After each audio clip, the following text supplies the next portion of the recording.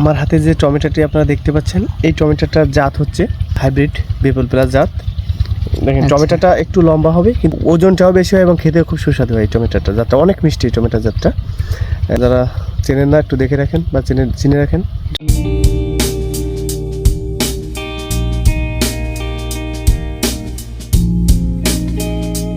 Hello বন্ধুরা, সবাই কেমন আছেন? আজকে আমি দেখাতে নিয়ে আসলাম অত্যন্ত সুস্বাদু একটি সবজি, টমেটো। এই টমেটো কিন্তু আপনারা কাঁচাও খেতে পারেন, আবার পাকাও খেতে পারেন। পাকা টমেটো খেতে কিন্তু খুবই সুস্বাদু। এই সুস্বাদু সবজি কোথায় আবাদ হচ্ছে সেটি দেখাতে নিয়ে আসলাম। দেখতে পাচ্ছেন আমার চারিপাশে অনেক ঘের।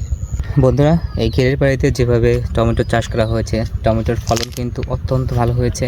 আপনারা না দেখলে বিশ্বাসই করবেন না। আসলে প্রাণ জুড়িয়ে যাওয়ার মতো টমেটো, দেখতে মনোমুগ্ধকর। আপনারা শুধুমাত্র একটু আমার এই ভিডিওর সাথে থাকুন, দেখতে থাকুন। কী পরিমাণ টমেটো হয়েছে আপনারা দেখলেই বুঝতে পারবেন। অবশ্যই কমেন্ট করে জানাবেন যে টমেটো দেখতে আপনাদের কেমন লাগছে। অবশ্যই কমেন্ট করে জানাবেন। দেখতে পাচ্ছেন আমার চারিপাশে প্রচুর টমেটো।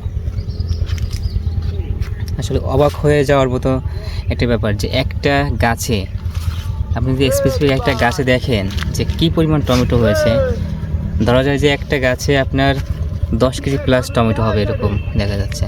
এই টমেটোগুলো কিন্তু এখনও সম্পূর্ণভাবে পরিপক্ক হয়নি। এখান থেকে যখন টমেটোগুলো পেকে যাবে তখন টমেটোগুলো এখান থেকে তোলা হবে।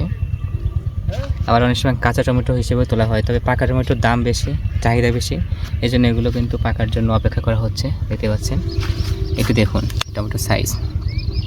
এগুলো কিন্তু অনেক বড় সাইজের টমেটো, হয়তো ভিডিওতে একটু ছোট দেখাচ্ছে।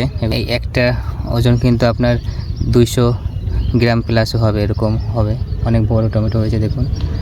আর এই পাড়ির টমেটো দেখাবো, আপনারা দেখতে থাকুন যে কেমন টমেটো হয়েছে।